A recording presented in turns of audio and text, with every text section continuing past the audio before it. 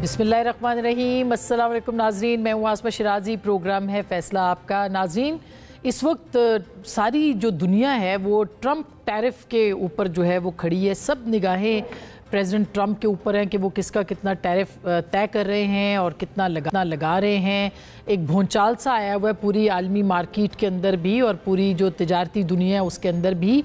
आज president Trump ने हिंदुस्तान के ऊपर 25% जो टैरिफ है वो आयद किया है और साथ में जुर्माना भी लगाया है कि जो पिछला 10% था वो भी उसमें, तो तकरीबन 35% कहा जा रहा है कि टैरिफ इस वक्त तक हिंदुस्तान पे आयद हो चुका है। उन्होंने उनको एक लंबा सा ट्वीट भी किया है और कहा है कि हमारे दोस्त भी हैं, लेकिन साथ में ये भी कहा कि आप रशिया से जो है वो इतनी ट्रेड कर रहे हैं और उनको इस बात की, यानी देखा जाए तो सज़ा दी गई है कि वो रशिया के साथ जो है वो तिजारती बुनियादों के ऊपर जो है वो काम कर रहे हैं।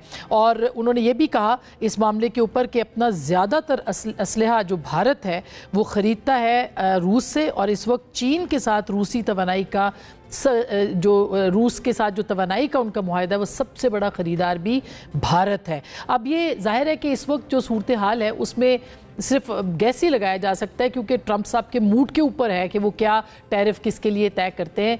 पाकिस्तान को बहुत अच्छी तवक्कुआत है। क्यों अच्छी तवक्कुआत है और क्या पाकिस्तान पे वाकई टैरिफ कम होगा, ये बहुत बड़ा सवाल है। और अगर मैं गलत नहीं हूँ तो इसके ऊपर पूरी दुनिया के अंदर इस वक्त जो है वो बेट लगाई जा रही है, यानी पाकिस्तानी जो है इसके ऊपर कंसर्न्ड हैं और वो बात कर रहे हैं। इसके ऊपर भी बात करेंगे आज के इस प्रोग्राम में। और दूसरी जानिब जो चीनी का बहरान है वो भी संगीन होता चला जा रहा है और एक मसनूई बहरान जो है वो पैदा हो गया इस वक्त। नाज़रीन, पूरे मुल्क के अंदर अव्वल तो चीनी दस्तयाब नहीं है, और मैं ये पूरी ज़िम्मेदारी के साथ बात कर रही हूँ आपके साथ, खुद बहुत सारी जगहों पे चेक करने के बाद। अव्वल तो दस्तयाब नहीं है इस्लामाबाद की हद तक तो मैं कह सकती हूँ, और अगर दस्तयाब होती है ज़ख़ीरा अंदोज़ों के पास तो वो 300 रुपये से ज़ायद कीमत पे मिल रही है। तो ये सूरत हाल इस वक्त है। और प्राइम मिनिस्टर ने आज अब से थोड़ी देर पहले कोई इजलास भी किया और कहा है कि एक्समिल रेट जो है उसके ऊपर 165 के ऊपर दस्तयाब उसको बेचा जाए और 173 की जो मार्केट वैल्यू है उसके ऊपर चीनी को दस्तयाब होना चाहिए।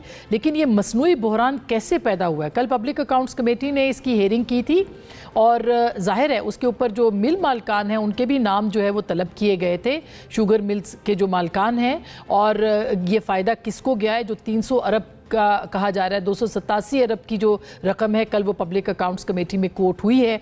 ये एक बहुत बड़ा बहरान है इस हुकूमत के, जाहिर है उसके लिए बहुत बड़ा चैलेंज भी है, उसके एक स्कैंडल की शक्ल ये इख्तियार कर गया है, इसमें कोई दो राय नहीं है। इसके ऊपर भी बात करेंगे आज के इस प्रोग्राम में और सुनवाएंगे, जो पहले भी आपको सुनवा चुके हैं कि शहबाज शरीफ साहब जो हैं जब वो लीडर ऑफ द अपोजिशन थे, इमरान खान साहब वज़ीर आज़म थे, तो वो क्या चीनी के बहरान के हवाले से बात किया करते थे। ज़रा आप सब लोगों की तवज्जो के लिए ज़रा सुनिएगा कि शहबाज शरीफ साहब क्या कहते थे। शफाफ चली और साफ चली, ये वो है एक बहुत बड़ा एक इनके मुंह पर एक ब्लॉट, बहुत बड़ा एक धब्बा है कि जब मुल्क के अंदर 2018-19 में चीनी वाफर नहीं थी, बल्कि सप्लाई और अगर डिमांड अगर 50 लाख टन की है या तो वो उतनी लगभग चीनी थी, तो एक्सपोर्ट का तो सरप्लस था ही नहीं, तो एक्सपोर्ट कहाँ से होनी थी? ये है वो, मैं समझता हूँ को डाका जनी और जो डकैती की गई पाकिस्तान के ख़जाने पर, छप्पड़ फाड़ के इन्होंने अरबों रुपए कमाए। तो इस शॉर्टेज की बना पर जो एक्सपोर्ट की गई, जिसका कहीं कोई उसका करीना नहीं था, कोई उसका लॉजिक नहीं था, वो चीनी 80 रुपए पे चली गई। अब आखिरी बात यह है कि ये फैसला तो वज़ीर आज़म का है। फैसला तो वज़ीर आज़म का है, इसके ऊपर हमने बात करनी है आज के इस प्रोग्राम में। और साथ में तहरीक तहफ़्फ़ुज़ आईन पाकिस्तान की कल एक कॉन्फ्रेंस इस्लामाबाद में मुनक़्क़िद होने जा रही थी।